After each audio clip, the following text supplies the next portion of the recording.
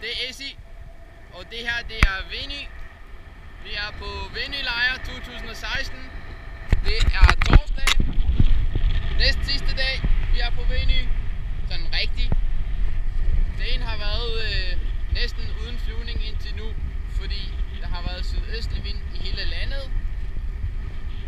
Jeg hører historier om, at folk prøver at se, om de kan flyve på Stevnsklint blandt andet, fordi der er sydøstlig vind og Fuglsø. Men her på Venø, der flyver vi i nordvestlig vind. Vinden er nemlig lige kommet, og ja, som I kan se i baggrunden, så er det både hangglider og paraglider, der flyver. Vi har super god vind, og det er Venølejr 2016. Jo, og så en anden ting. Fordi vinden var dårlig, så har arrangøren tænkt, så holder vi en festaften i stedet for.